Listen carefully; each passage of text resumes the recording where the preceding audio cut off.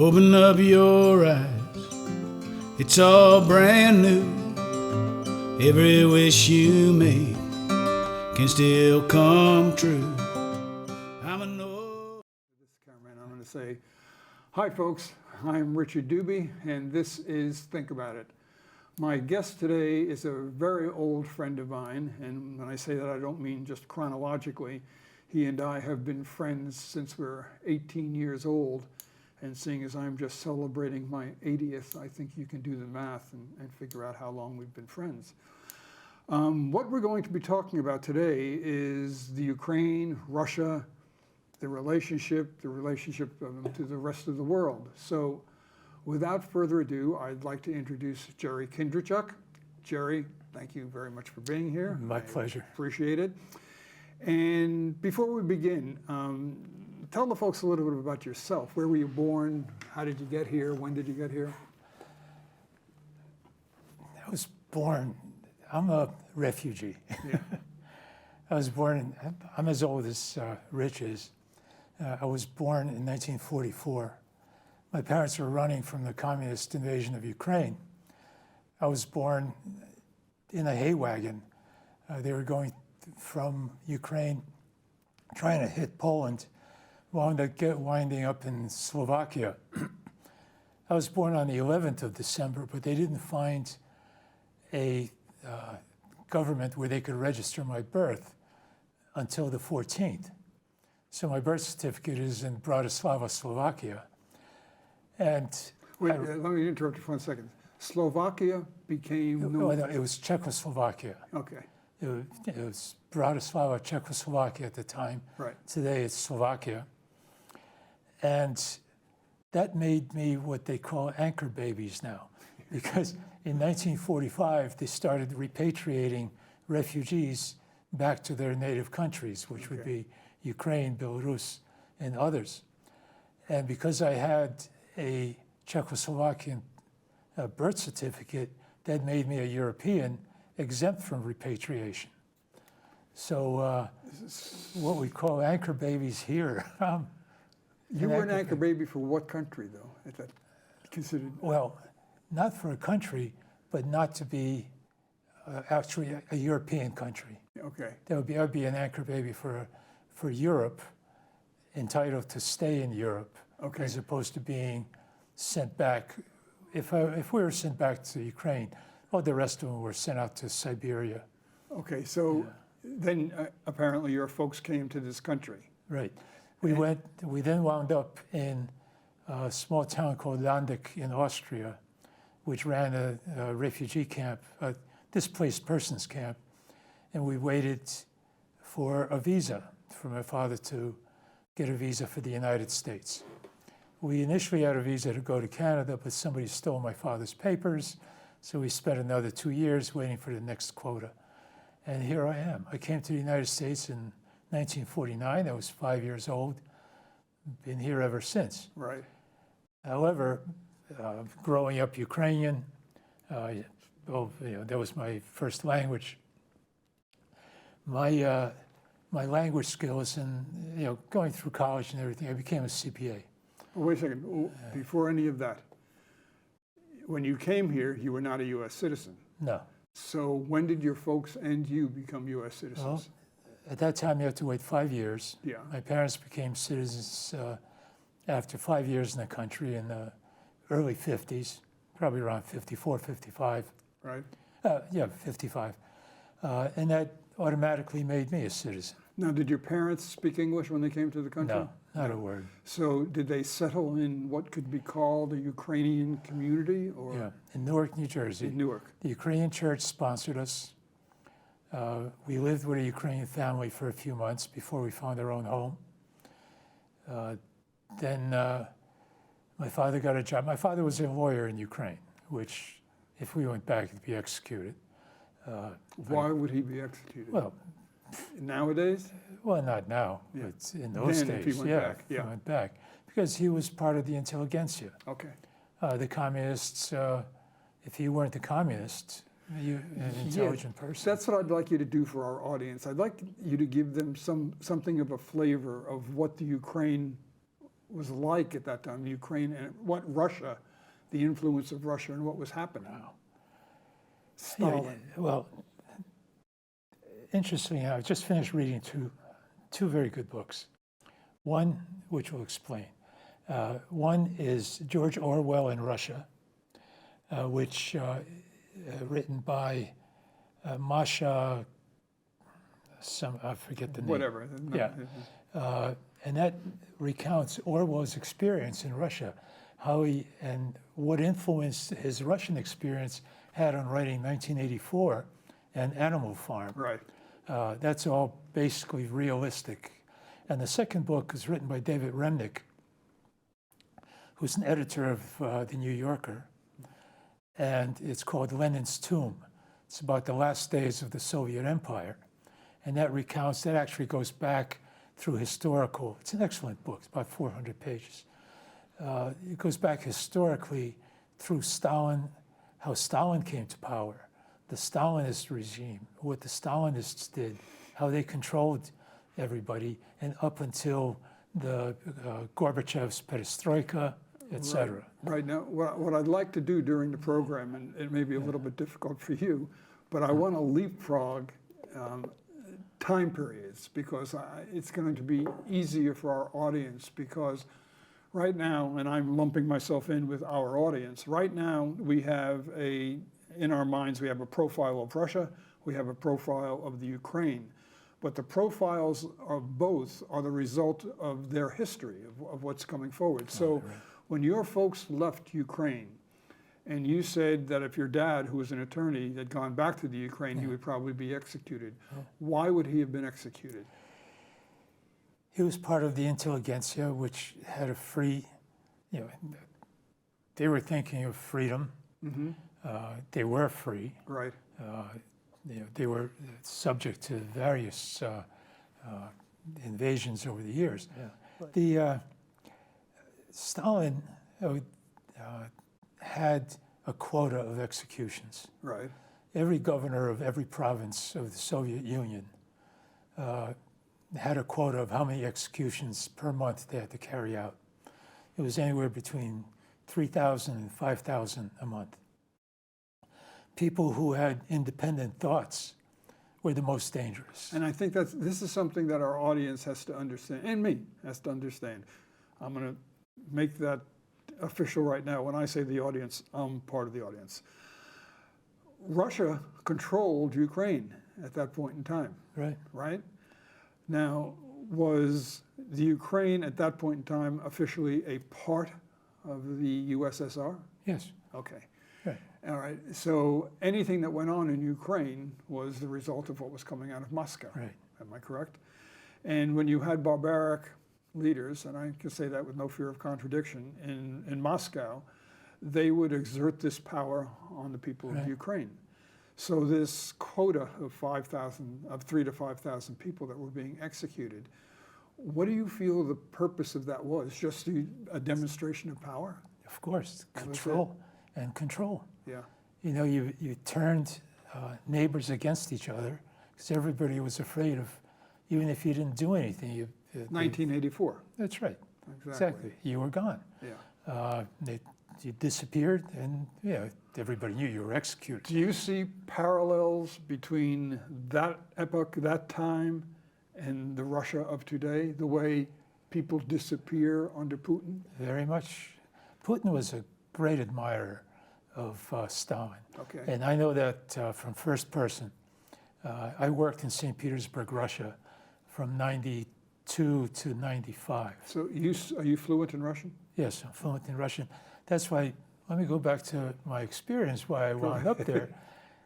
When the Soviet Union broke up, a lot of the US and international companies were looking for people in the financial and management experience with language skills to go over and help build their system. Yeah. So I was recruited. My contract was 18 months to 2 years. And I turned it over to the corporate culture guys. They fill out forms and do budgets. I train people, hire people. Because of my language knowledge, I was treated as one of them. as a But you were local. an American living in Russia Yes. at that time. Yes. And I don't mean to keep interrupting you, but it No, gives no. the flavor for it. What was it like as an American living in Russia? Were you constantly watched? Were you followed? Oh, yeah. My phones were tapped. I was watched. You know, I knew my phones were tapped because I had made a joke to somebody on the phone about my travel out of the country into another country, and I was stopped at customs, boarding the plane, Leaving? leaving, asked about. They didn't specifically say Yeah. that But it was is this basically joke about good, that joke. but the subject matter was very precise. Yeah. So you're an American, and I'm sorry, but how long were you in St. Petersburg? About 3 years, about 2 years, not 3 years, In 2 St. years. Petersburg. Yeah. And during that time, your business, I'm not talking about all business, I'm talking about your business flourished? Oh yeah, Yeah? yeah. They were, yeah. There was. I'll give you a funny anecdote. The Russians produced these cigarettes that had about an inch of tobacco and about a 2-inch, 2.5-inch filter. You know, we laughed. Is this just an economic thing? No, but in St. Petersburg, it's so cold in the winter, everybody wears gloves. So the filter was there so you don't burn your gloves. Wonderful, wonderful. It's logical. Yeah, it is perfectly logical. So- Okay, so let's go back a bit now. And as I said, we're going to go back and forth. You're here, I think you said you were about 5 or 6 when you got here? 5 years old. Okay. So you don't speak English, you speak Ukrainian. Now you're going to school in Newark, New Right. Jersey, right? New And Jersey. you have to learn English.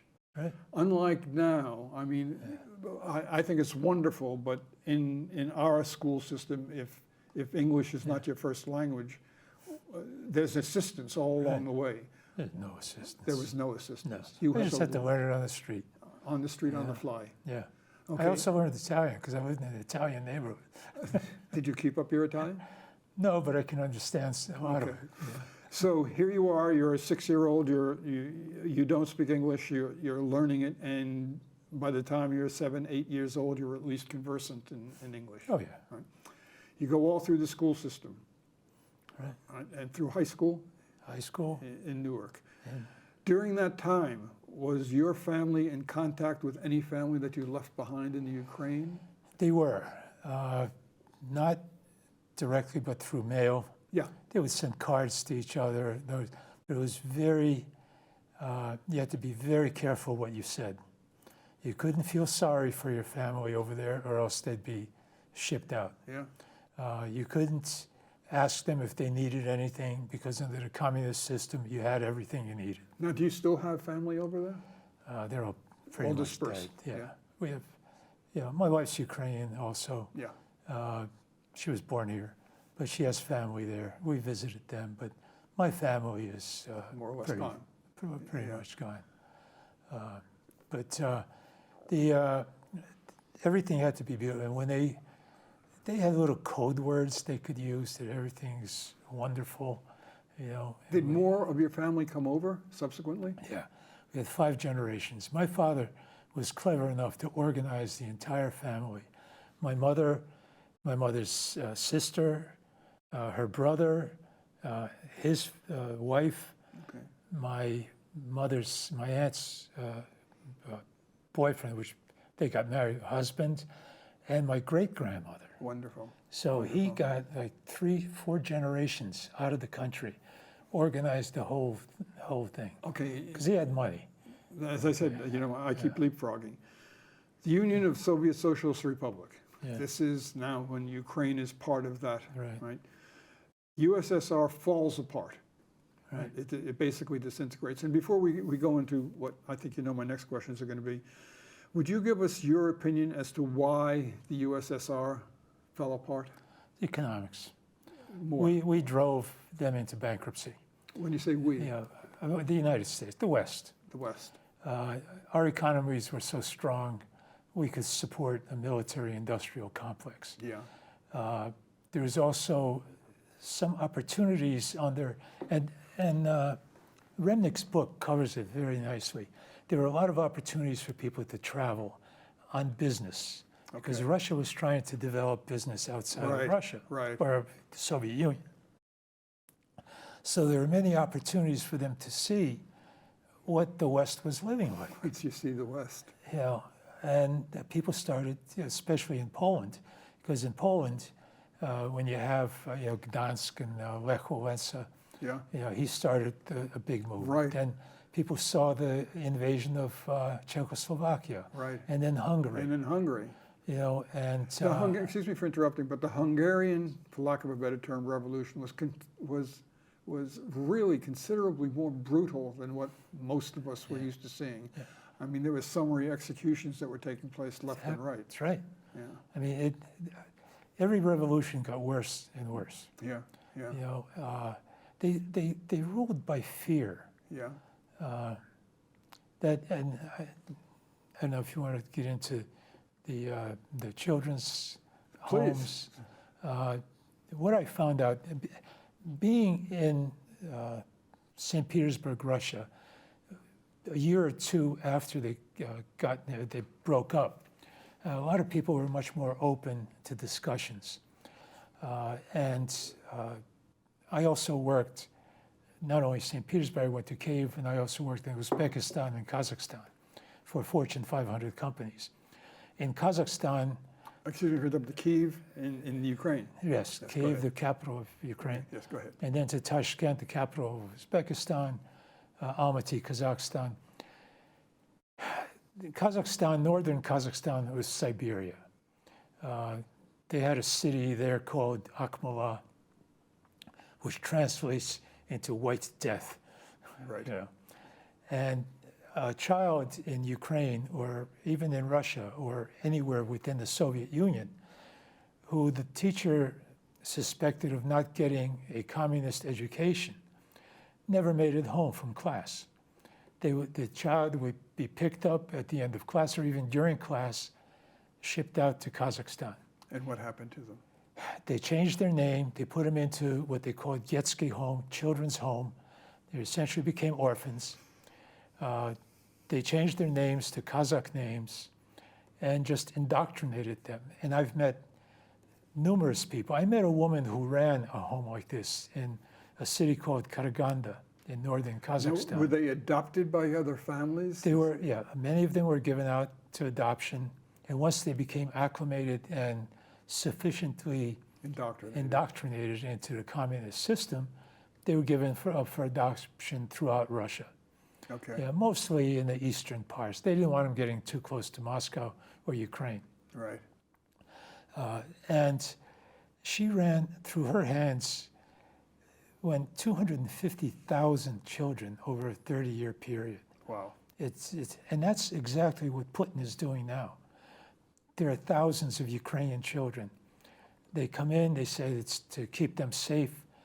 And there are several Ukrainian organizations, international organizations, trying to repatriate the children that were taken out of Ukraine. Okay, and I think it's important, once again, for the audience to realize that when USSR disintegrates, then basically Ukraine is now independent and on its own. Right. And I think that's important to know because in what's going on right now, the war between Ukraine and Russia, when people want to understand and they hear the term invasion, you have a sovereign nation in the Ukraine that has existed since the fall of the USSR. Well, it existed before Russia was even a thought. The society did, but right. I'm talking about the demarcation of the Ukraine. Right. Once the Soviet Union fell, you're on your own type of scenario. And Russia has subsequently invaded that territory. And one of the reasons that they've invaded that territory is for natural resources in Ukraine. Right. What are some of the natural resources? Ukraine has one of the largest deposits of lithium in Europe. And of course, lithium being quite valuable in this Lithium's valuable, society. Cobalt, titanium. Yeah. In fact, they have so much titanium, they were building not only airplanes out of it, but also statues. Very big statues. Yeah. Well, Really? there's one that they call Mother Russia. You know. Well, It's okay. and that's also the Yeah. reason that Trump has gone over there Right. and attempted to leverage any of our Right. support for natural resources. Yeah. Well, he's all about wealth and deal making and getting something in return. Yeah. Yeah. What I think we're both saying here is that he sees a winning hand in what can be monetized of the Ukraine's natural resources. Am I correct? Would you Yes. agree with that? Of course. Yeah. Okay. He's all about greed, Okay. put it simply. Okay. Yeah. Fine. Get what he needs. Now, once again, the Soviet Union collapses. Okay, we've gotten to that portion of it. And you're saying now that Ukrainian children, and I think that once again, I have to understand, there's a border, a Ukrainian border, that's susceptible to Russian, Right, it's borders Russia. the Crimea, for instance. well. Okay. It's easier for them to withdraw children from that area than it would be to withdraw children from Kyiv. Yeah, from Kyiv, no. But from the Donbass region, the Yes. eastern regions, a lot of the kids are gone. Yeah. You know, thousands. Yeah. There's an organization that's documenting all the children, the names. They're using intelligence sources to find out where they are. Very few have been returned, but parents want their children back. Sure. I see, as an outsider, as somebody who's just an observer, as I'm sure as the rest of our audience, I was, until you and I started speaking about it, I was unaware, although I had heard rumblings of it, I never really heard substantiation of the fact that children were taken out of the Ukraine by Russia for the very reasons that they were taken out decades ago. Right. To, Exactly. to basically to disinfect them of any progressive right. thinking. They do what China does with the Uyghurs in Western China. Those are just like Ukrainians. There's a separate little area of Uyghurs. Right. Now, which are- it's strange that you should mention that, because a while ago we had a gentleman on this show who had been living in China for 34 years.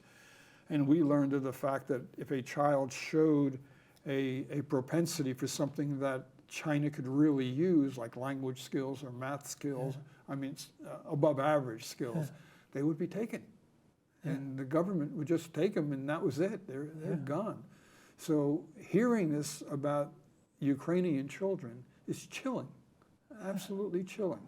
It's frightening. Yeah, Yeah, I mean, Russia's always ruled by fear. yeah, I'll give you an example.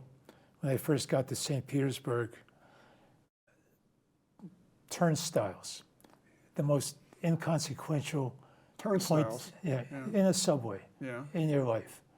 Here, you drop in your token, stile opens, you walk in. Nice reward. You feel comfortable. If it doesn't work, it doesn't open. There, it's open. If you don't drop your dime in, 2 metal bars come crashing on your hips.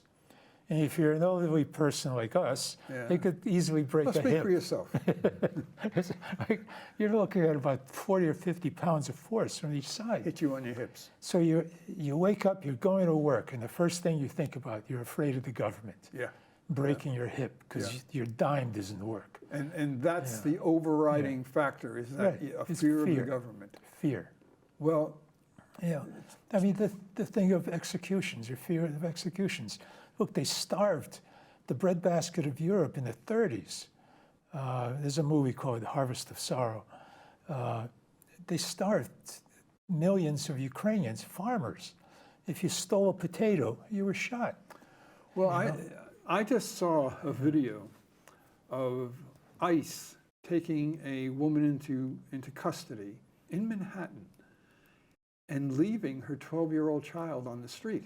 Yeah. And the only reason I'm bringing it up is because it's so similar to what you're talking about, that Russia has used for years and years. Because right now, our citizens are becoming afraid of our government. And it seems like you're talking about a blueprint that Russia has used for hundreds of years. Yeah, Genghis Khan used it. You know, I guess, right? yeah. You know, you're looking at thousands of years. Totalitarian regimes very rarely govern by ideas and principles or morals. They govern by fear and totalitarian rule. You know, no matter whether it's Maduro's or Genghis Khan, or there was a famous ruler in Tashkent in Uzbekistan, Amir Timur, Timurlane, the British called him. He was probably the biggest mass murderer in history, even more so than Hitler. Pol Pot. Pol Pot, right, Pol Pot. Those guys, Putin, Stalin, you know, the same playbook. I mean, you're looking at Orban in Hungary. He's kind of tame. He doesn't do so much, but he's still governing by fear. And they instill fear, not so much that I'm going to kill you or something, but the fear of these immoral Westerners are going to take over your country. Well, they're going to make you abort your children. They're going to, you know, make you. This is Falmouth Community Television. I'm sorry. Don't apologize. This is my program. I'm the producer of this program, so I'm the only one responsible for its content. Falmouth Community Television isn't. I am. So that's why I'm able to say that I'm witnessing basically what you're talking about going on in our country today. We're becoming fearful of our government, and what's going on in Ukraine and Russia, I'm not comparing the two as to what's going on now, but I am in great fear of the fact that our leader, our president, my president, is becoming reflective of people like Orban, of people like Putin. This leaning towards dictatorship, the arresting of government officials in this country who disagree with the power base. I mean, it's chilling. You know, yes, it's chilling. You know, I'm an optimist. I've always felt that whoever's in power, the United States is a self-correcting system. I hope. In fact, very interesting that the first constitution in the world in 1710 was written by Philip Orlik, the ruler of Ukraine really? At the time. Did not know that. And it established the three branches of government in amazing. 1710. Wow. And it granted the rights to vassals and subordinates. It limited the power of government over its subjects, very much like that. And you know, the history books credit the U.S. Constitution to Montesquieu. Yeah. But Montesquieu was only 20 years old when Orlik issued his proclamation and constitution. I had no idea. And France and Poland shortly adopted his constitution before the United States I did. will bet you there's very few people in our audience that knew that. Google Orlik, O-R-L-Y-K, Okay. and Orlik Ukrainian Constitution. You get the Amazing. history. And in fact, Now, was that constitution adopted by the Ukraine? yeah. It was. Yes, it was adopted by Ukraine, adopted then by France and Poland, and finally the United States. So the Ukrainian constitution predates the United States Constitution. By about 70 years. Wow.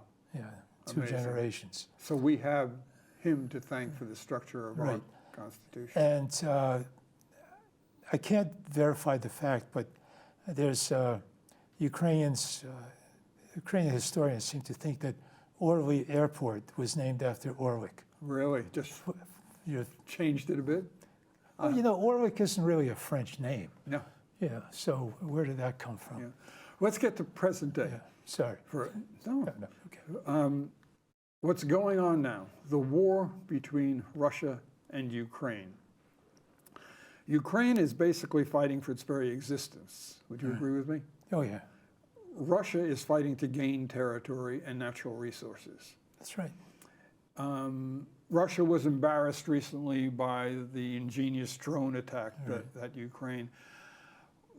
As somebody who's lived in both countries and somebody who can comment on Russia more than most of us can, What do you think is happening to the Russian economy because of this war? It's in the tank. Is it? They've converted into a wartime economy. They don't produce anything. All the intelligence people fled Russia.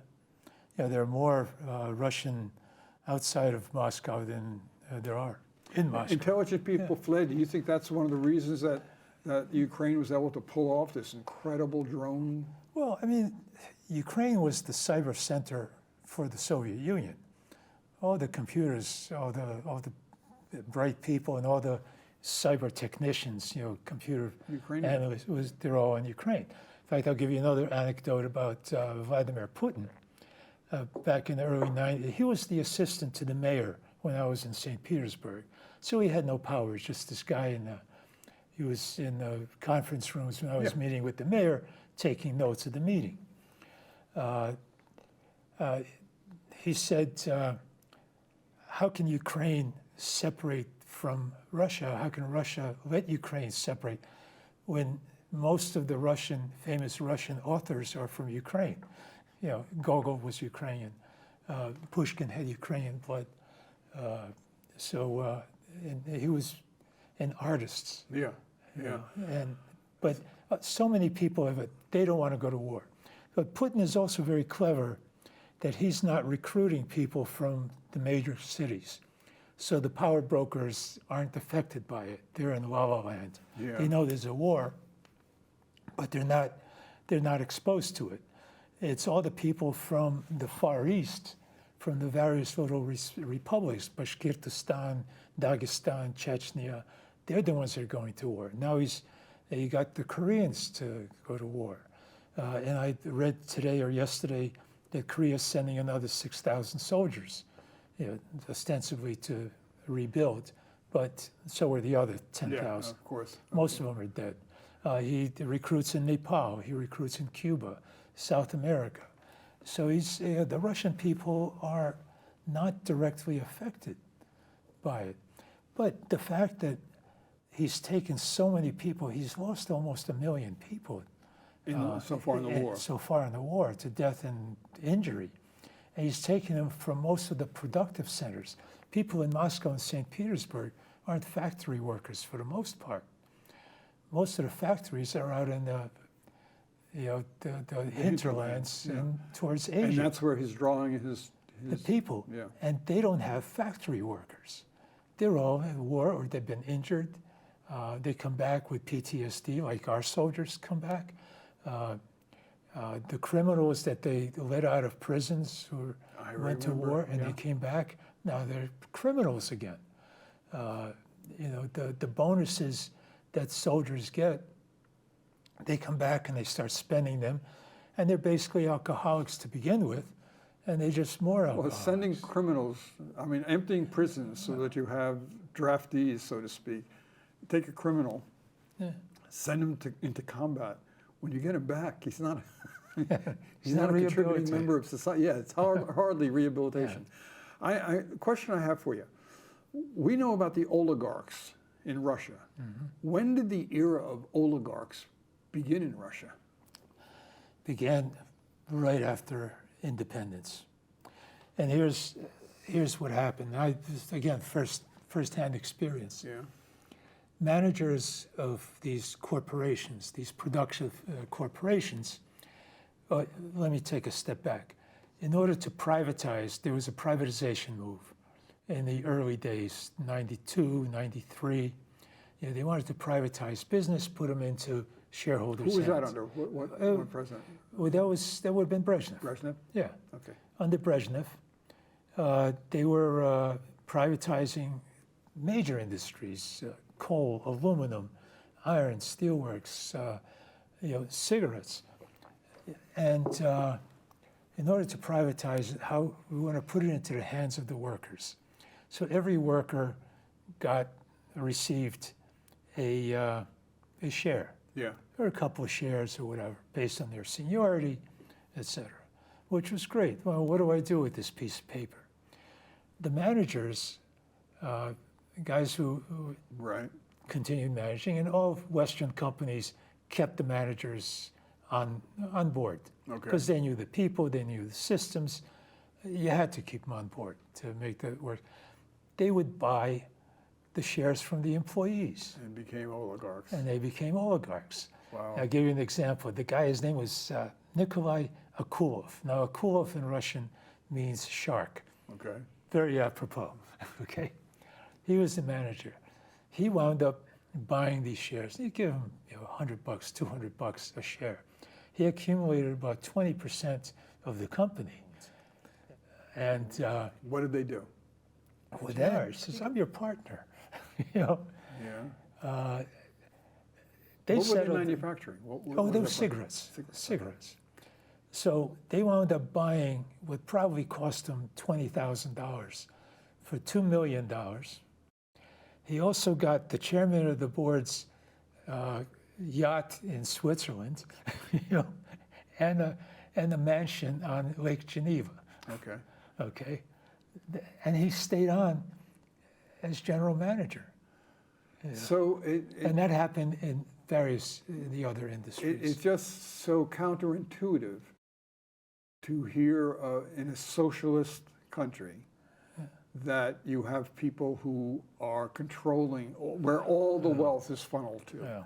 Because we sort of expect it in the United States, and in any capitalistic society. People are going to become millionaires and billionaires because they have the ability to, and the country provides them with the opportunity. It's become a little bit disingenuous right now because we have so much of our wealth in such a small percentage of the population. But in Russia, which is a communist country, not even a socialist country, a communist country, you would expect none of that wealth to filter into the few, but it. No, you know what? People are people. People are people. The human condition, the human nature is to improve. It's all about self-interest. Yep. You improve your position. You look at any socialist regime anywhere in the world. You look at Cuba. Who was the wealthiest guy? Fidel Castro.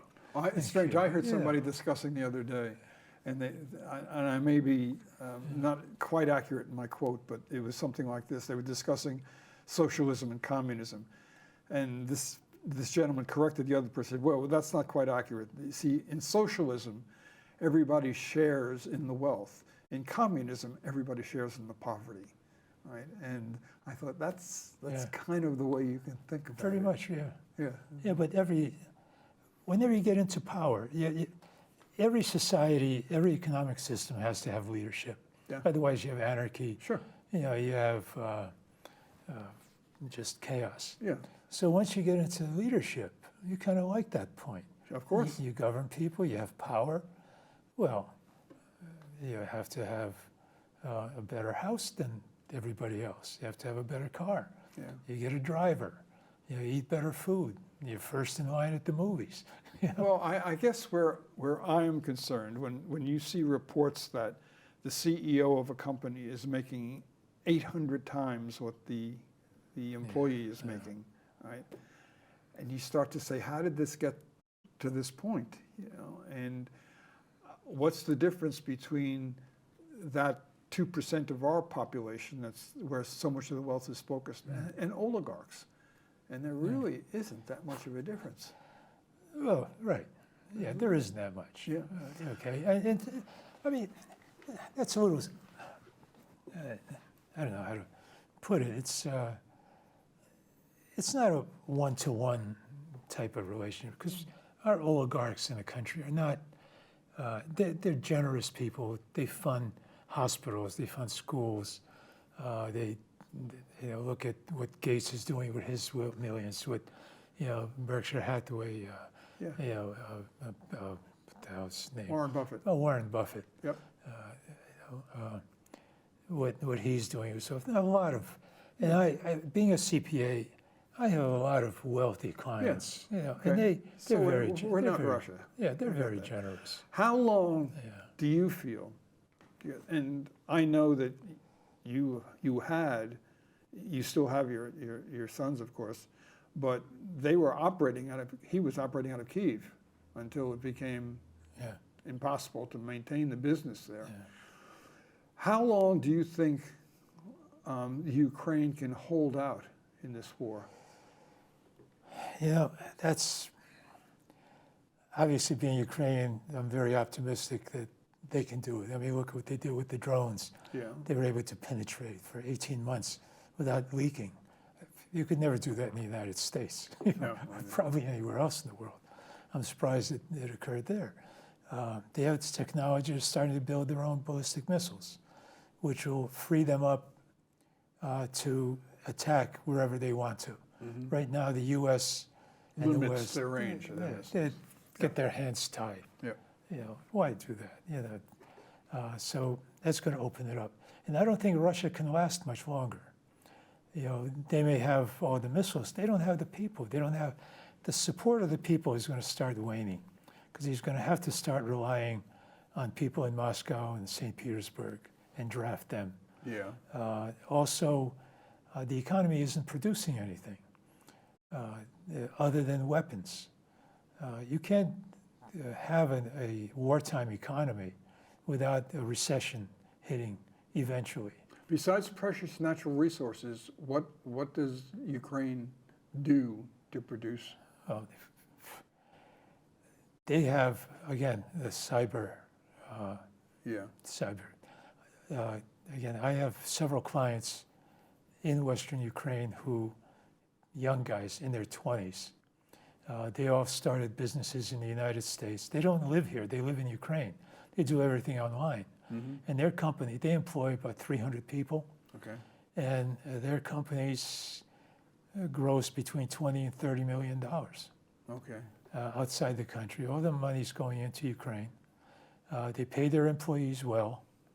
None of them are, you know, so they're like American businessmen. Okay. Yeah. What do you think the general opinion of Zelensky is in Ukraine?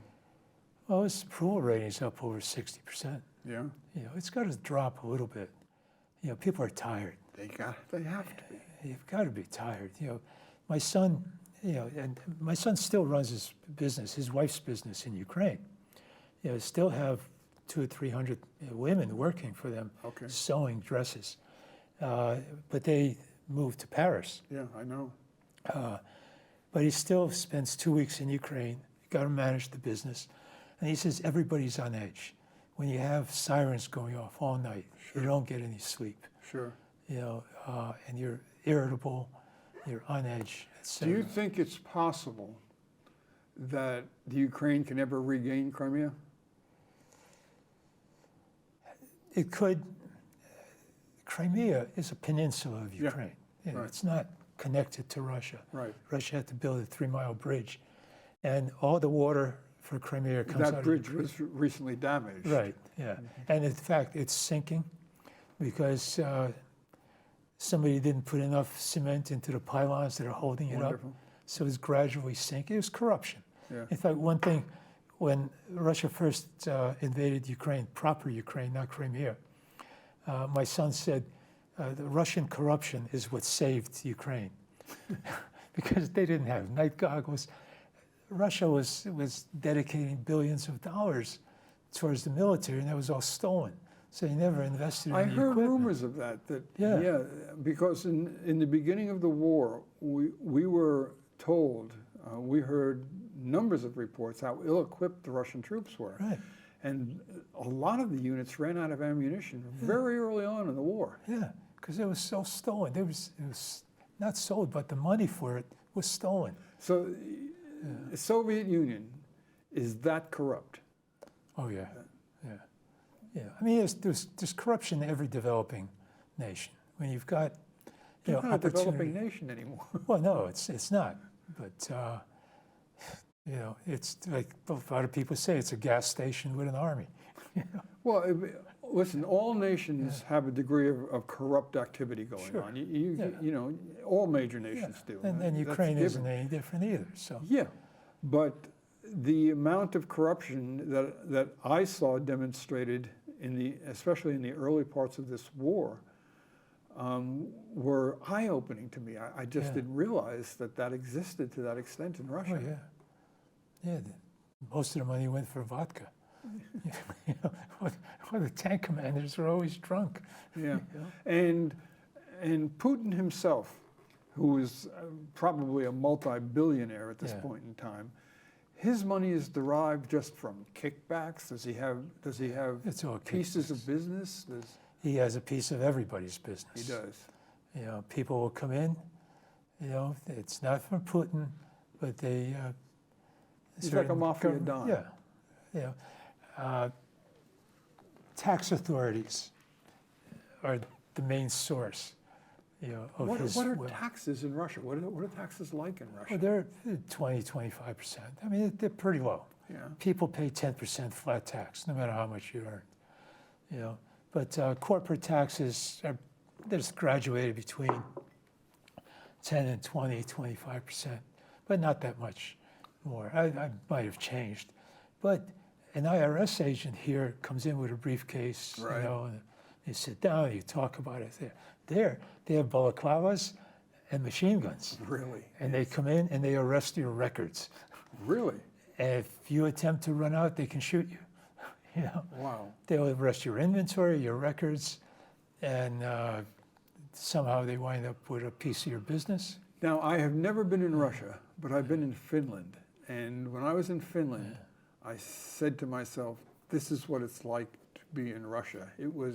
I am sure there are beautiful parts of Finland, but I was in Helsinki, and I just thought it was about as bleak as the city can be. And I met somebody there who was familiar with Russia, and he said, this is what Looks like St. Petersburg. Oh, no, St. Petersburg is one of the most beautiful cities I've been in. Really? Yeah, it's like living in a museum. You know, it's just, you know, I mean, How's Moscow? Moscow's bleak. Is it? It's, you know, like the Bronx. What's the cost of living like in Russia? I mean, compare it to the United States in the sense that, like, if you want to get an apartment in Boston, Yeah. it costs you a bloody arm and a leg. But there are, for the oligarchs and the well-to-do. Forget them.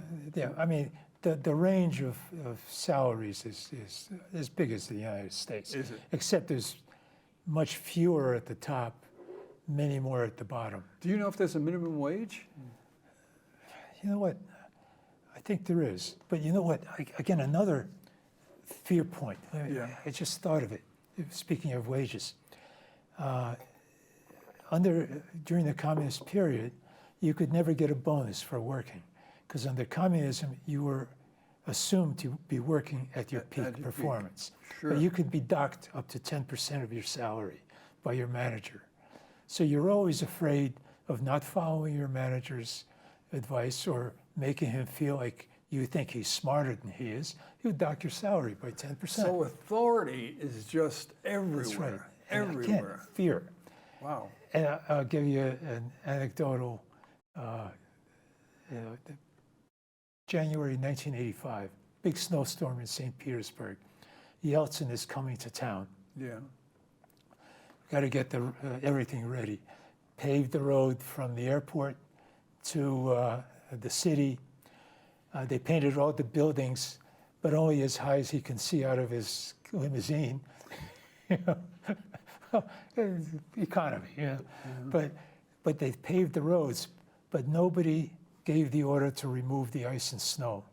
So they just laid the asphalt over the ice and snow. Really? Yeah. I mean, it lasted about a day, just long enough for him to drive over it. Then it all cracked. Well, you and I had discussed a program that the four of us watched that we loved so much, Long Way Round, Yeah. and I saw areas of Russia, I saw areas of the Ukraine that I would never see. The Road of Bones. Oh, yeah. That's right. How long is that road? And Oh, man, it's just, there's bones, you know. Catherine the Great and Peter the Great, I don't know why they call him great, but they invaded Ukraine and used them as slaves.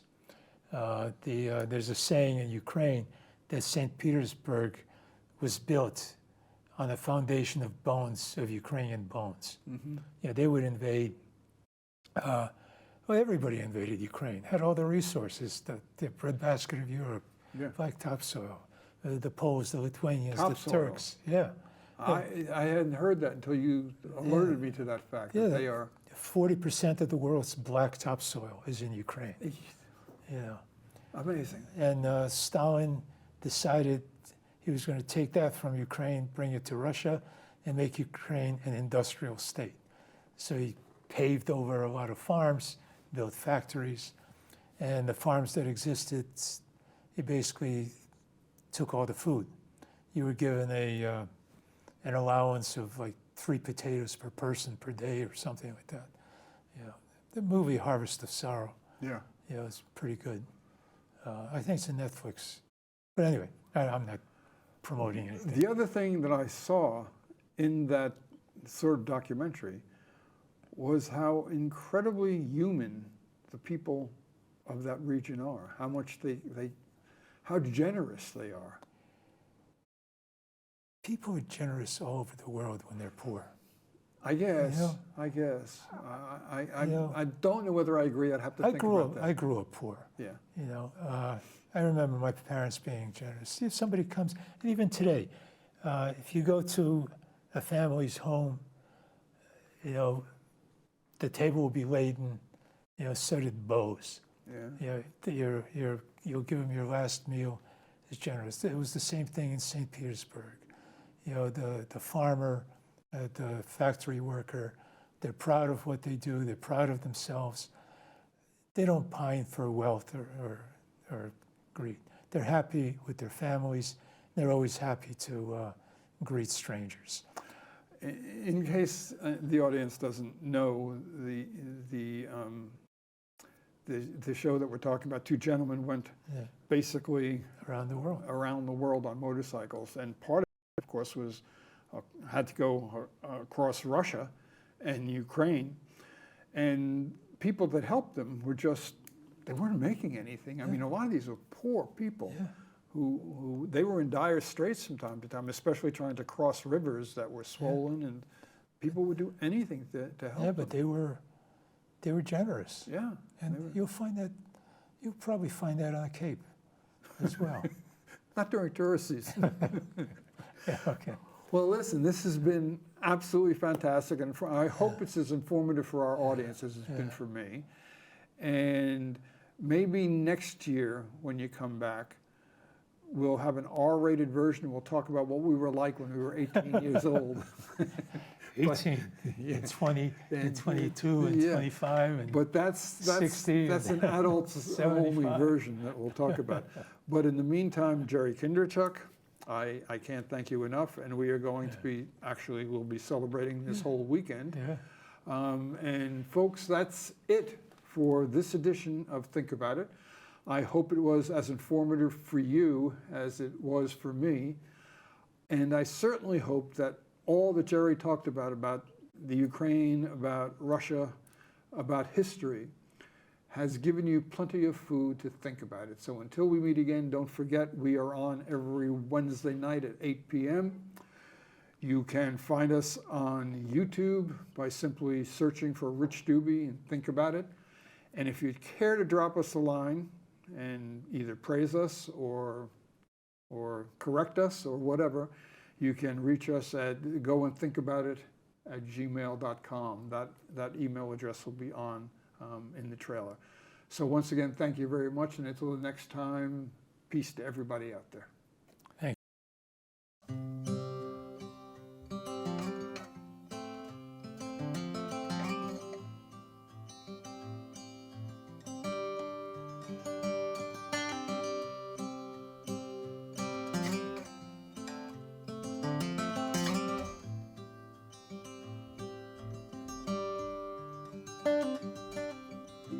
Open up your eyes, it's all brand new. Every wish you